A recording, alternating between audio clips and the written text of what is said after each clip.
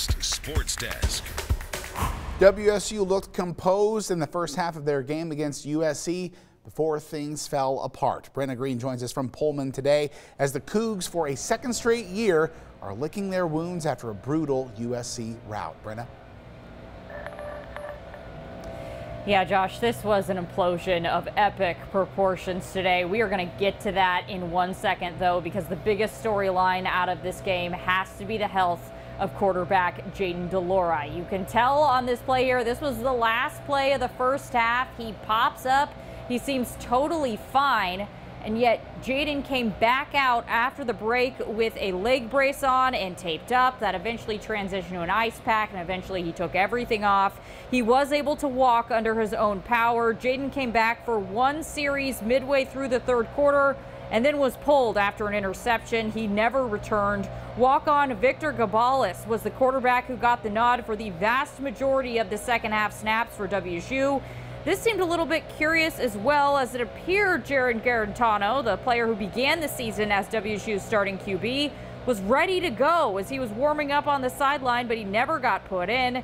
Just the latest in a quarterback room that can seem puzzling at times, especially since they put in Gabalis over Cameron Cooper. Nick Rolovich, after the game, addressed Jayden's health. At halftime, Jayden got banged up at the end of the half there, and we weren't sure he was going to go. He was going to try to go, and went with Victor. I think Jayden started feeling a little better on the sideline, wanted to go back in, and then couldn't do it completely. Didn't feel as confident as you should as a quarterback getting in there. So I went with Victor, and then Cam came in and did a nice job. Let's get to this game, though, because woof, my friends. WSU went up 14-0, seemed like they had all the momentum, and then completely and utterly lost it. It started when USC scored their first touchdown with a minute left in the first half on 4th and 9 and unraveled from there. How bad did the Cougs lose their marbles, you may ask?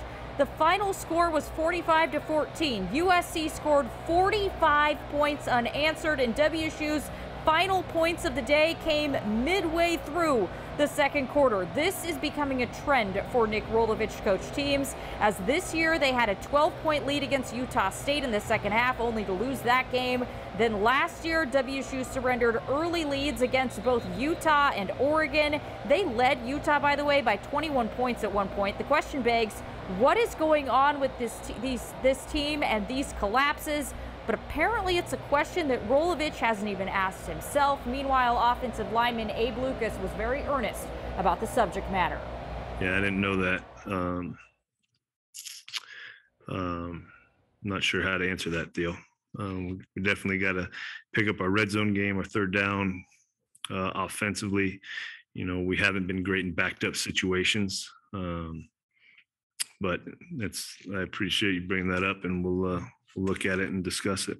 We have a good initial punch, but not really a chin, and we don't have a lot of stamina for later on. If you come out in a fight, and you hit them a couple times and it's great, and everything's rah, and then you get hit and you just fold, then that's like the mark of a sap fighter. We came out swinging. We had them on the ropes, had them where we wanted them. USC's a good team, so came out and tried to put them away as much as we could. And then the next half, it was just gone, and there's lots of, I guess, reasons for that. But if we're not excited to play, then, why are we out there in the first place?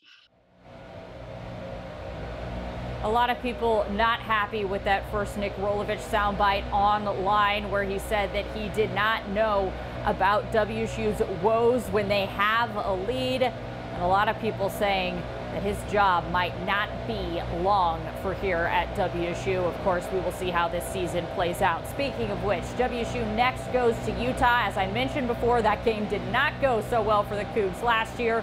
Then they travel to Cal, where the Cougs have had some serious issues over the past few times they've played in Berkeley. Reporting in Pullman, I'm Brenna Green from 2 Sports.